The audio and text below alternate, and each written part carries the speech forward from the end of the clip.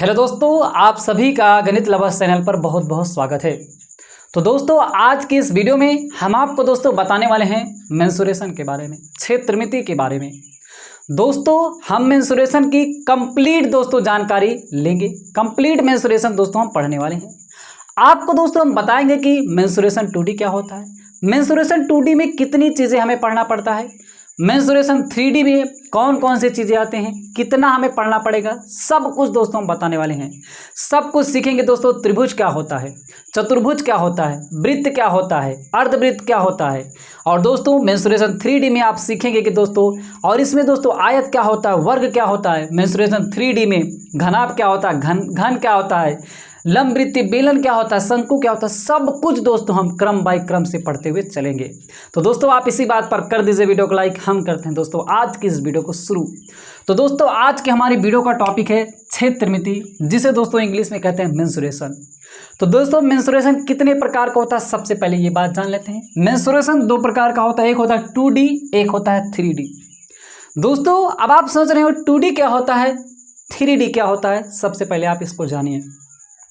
देखो दोस्तों समझिए, मेंसुरेशन 2D ऐसी मतलब मेंसुरेशन 2D में जो होता है दो बीमाएं दी होती हैं। मेंसुरेशन 2D में जो आता है उसमें दो बीमाएं होती हैं, मतलब जैसे लंबाई हो गया, चौड़ाई हो गया, तो दो बीमाएं होती हैं। लेकिन दोस्तों जो मेंसुरेशन 3D होता है इसमें तीन बीमाएं होती हैं, लंबाई, चौड़ाई और इसमें ऊंचाई भी पाया जाता है। जो तीनों बीमाएं जिसमें आती हैं इनमें क्या क्या आएगा इसको हम बाद में पढ़ेंगे। सबसे पहले दोस्तों मेंसुरेशन 2D के बारे में पढ़ेंगे कि इसमें कौन कौन से आते हैं और हम उनका क्रम से पढ़ेंगे। सबसे पहले इसमें क्या होता है कि मेंसुरेशन 2D में लिख लेते हैं दोस्तों, समझिए। मेंसुरेशन 2D में दो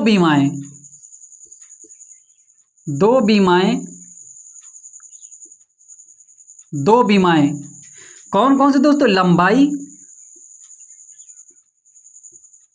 जिसे दोस्तों लेंथ कहते हैं, और दोस्तों क्या होता है चौड़ाई,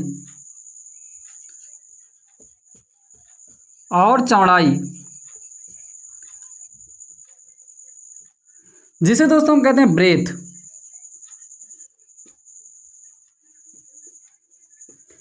लंबाई और चौड़ाई होती हैं। आप समझ लिए दोस्तों, मेंसुरेशन 2D में जो होता है दो बीमाएं पाई जाती हैं, लंबाई और चौड़ाई, वो क्या होता है मेंसुरेशन 2D होता है। मेंसुरेशन 3D जो दोस्तों अब हम आपको जब बाद में पढ़ाएंगे तो उसमें क्या होता है तीन बीमाएं पाई जाती हैं। तो सबसे पहले दोस्तों मेंसुरेशन 2D पूरा कंप्लीट करेंगे, तो उसके बाद मेंसुरेशन 3D के बारे में आएंगे। तो दोस्तों आइए देखते हैं मेंसुरेशन 2D में हमें क्या क्या पढ़ना पड़ेगा। सबसे पहले दोस्तों जान लीजिए, अब दोस्तों हम पढ़ने जा रहे हैं मेंसुरेशन 2D। अब दोस्तों इसमें हमें क्या क्या पढ़ना पड़ेगा, सबसे पहले दोस्तों आइए हम उसको पहले लिख लेते हैं, क्या क्या हमें इसमें दोस्तों पढ़ना पड़ेगा। सबसे पहले दोस्तों इसमें हमें क्या पढ़ना पड़ेगा, लिख लेते हैं। त्रिभुज के बारे में पढ़ना पड़ेगा, ट्रायंगल। दूसरा दोस्तों हमें पढ़ना पड़ेगा चतुर्भुज के बारे में।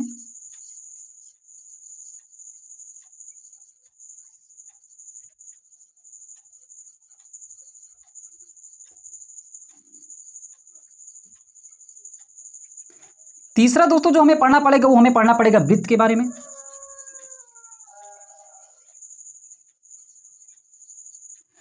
तीसरा तो दोस्तों हमें चौथा जो हमें पढ़ना पड़ेगा अर्धवृत्त के बारे में।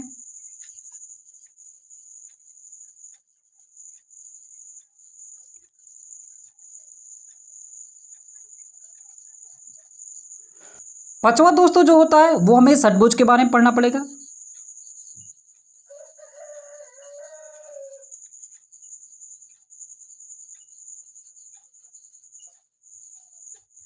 तो दोस्तों मेंसुरेशन 2D में इतने चीजें हमें पढ़ना पड़ेगा, त्रिभुज के बारे में, चतुर्भुज के बारे में, वृत्त के बारे में, अर्धवृत्त के बारे में और षटभुज के बारे में। तो सब कुछ दोस्तों हम कंप्लीट जानिए। दोस्तों अब जान लेते हैं मेंसुरेशन 3D में हमें क्या क्या पढ़ना पड़ेगा। तो दोस्तों मेंसुरेशन 3D जिसमें तीन बीमाएं होती हैं, लंबाई, चौड़ाई और ऊंचाई। तो दोस्तों इसमें हमें कितना पढ़ना पड़ेगा, सबसे पहले जान लेते हैं। सबसे पहले घनाभ के बारे में पढ़ना पड़ेगा जिसे क्यूबॉइड कहते हैं। घन के बारे में पढ़ना पड़ेगा जिसे हम क्यूब कहते हैं।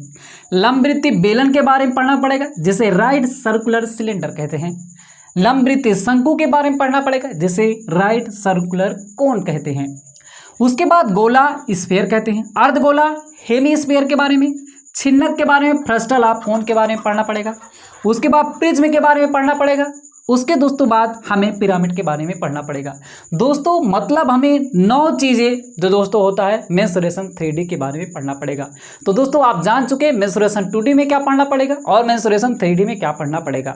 तो दोस्तों आइए अब हम मेंसुरेशन 2D में हम त्रिभुज के बारे में बताते हैं क्या होता है। तो दोस्तों आज का जो हमारा टॉपिक रहेगा त्रिभुज के बारे में। तो सबसे पहले आइए दोस्तों हम जान लेते हैं त्रिभुज क्या होता है। सबसे पहले दोस्तों जान लेते हैं त्रिभुज क्या होता है। देखो दोस्तों त्रिभुज, त्रि माने 3, भुज माने भुजा, तो 3 भुजाओं से बनी बंद आकृति को हम क्या कहते हैं, त्रिभुज कहते हैं। जैसे दोस्तों हमने ऐसे बना दिया त्रिभुज, ये दोस्तों क्या हो गया हमारा त्रिभुज, क्योंकि दोस्तों इसमें एक भुजा है, 2 भुजा और 3 भुजा, तो 3 भुजाओं से बनी बंद आकृति को हम क्या कहेंगे दोस्त, त्रिभुज कहेंगे। जैसे दोस्तों हमने ऐसे लिया और ऐसे इसको बना दिया, ये दोस्तों आपका क्या कहलाएगा, त्रिभुज कहलाएगा, क्योंकि दोस्तों 1 भुजा, 2 भुजा, 3 भुजा, 3 भुजाओं से बनी बंद आकृति क्या कहलाएगी, त्रिभुज कहलाएगी। जैसे दोस्तों हमने क्या किया कि ऐसे इसको लिया और दोस्तों ऐसे बना दिया, ये भी दोस्तों हमारा क्या कहलाएगा, त्रिभुज, क्योंकि 1 भुजा, 2 भुजा, 3, तो 3 भुजाओं से बनी बंद आकृति को हम त्रिभुज कहते हैं। और दोस्तों एक चीज जान लीजिए, त्रिभुज के दोस्तों तीनों अंतः कोणों का योग, त्रिभुज के तीनों अंतः कोणों का योग जो दोस्तों होता है वो ध्यान देना 180 अंश होता है। ये जैसे दोस्तों 60 होगा, ये भी 60 होगा, ये भी 60 होगा, तो तीनों अंतः कोणों का योग कोण ए प्लस कोण बी प्लस कोण सी जो होगा दोस्तों हमारा कितना होगा, 180। इतना दोस्तों आपको ध्यान देना है। त्रिभुज के तीनों अंतः कोणों का योग जो होता है दोस्तों 180 अंश होता है। तो दोस्तों आप त्रिभुज के बारे में तो जान लिए। अब दोस्तों हम आपको बताएंगे कि त्रिभुज को कितने भागों में बांटा गया है, कोण के आधार पर और भुजा के आधार पर। सबसे पहले दोस्तों इसको आगे मिटा करके आइए दोस्तों हम उसको लिख लेते हैं। आपको बताया त्रिभुज मतलब ट्रायंगल। त्रिभुज क्या होता है, 3 भुजाओं से बनी बंद आकृति को हम त्रिभुज कहते हैं। अभी हमने आपको समझाया कि कैसे 3 भुजाओं से बनी बंद आकृति को त्रिभुज कहते हैं।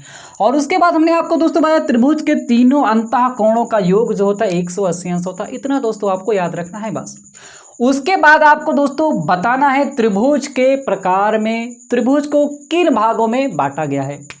तो दोस्तों याद रखना त्रिभुज को हम 2 तरीके से बांटते हैं, कोण के आधार, भुजा के आधार पर और कोण के आधार पर। तो दोस्तों भुजा के आधार पर कौन कौन से त्रिभुज आएंगे, कोण के आधार पर कौन कौन से त्रिभुज आएंगे, सब कुछ दोस्तों हम बारी बारी से पढ़ेंगे।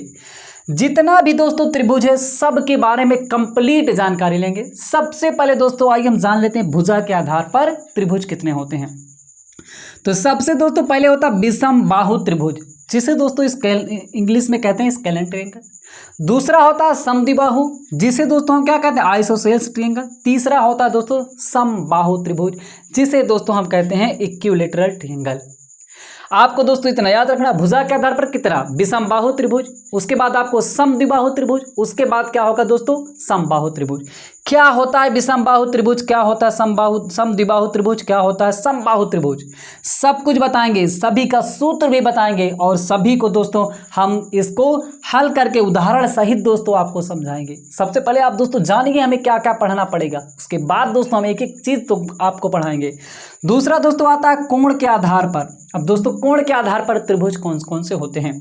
सबसे पहले आता है दोस्तों न्यून कोण त्रिभुज, जिसे दोस्तों हम कहते हैं एक्यूट एंगल ट्रायंगल। दूसरा आता है समकोण त्रिभुज, जिसे दोस्तों कहते हैं राइट एंगल ट्रायंगल। तीसरा दोस्तों आता है अधिक कोण त्रिभुज, जिसे दोस्तों हम कहते हैं ओबट्यूज एंगल ट्रायंगल। क्या होता है न्यून कोण त्रिभुज, क्या इसके सूत्र होते हैं, कैसे हल करेंगे, सब कुछ बताएंगे। समकोण त्रिभुज का सूत्र क्या होता है, कैसे हल करेंगे, इसको भी बताएंगे। अधिक कोण त्रिभुज कैसे हल करें, सब कुछ दोस्तों हम कंप्लीट आपको बताएंगे। तो दोस्तों इतना चीज आप जान लीजिए त्रिभुज के बारे में होता है। तो दोस्तों वीडियो लंबी ना हो इसीलिए दोस्तों हम यहीं पे वीडियो को एंड करते हैं। अगली वाली वीडियो में हम आपको दोस्तों बताएंगे कि विषम बाहु त्रिभुज क्या होता है, विषम बाहु के त्रिभुज का परिमाप कैसे ज्ञात करते हैं, क्षेत्रफल कैसे ज्ञात करेंगे। इसी में दोस्तों आता है हीरोन्स फार्मूला, हीरोन के सूत्र से हम त्रिभुज का क्षेत्रफल कैसे ज्ञात करेंगे।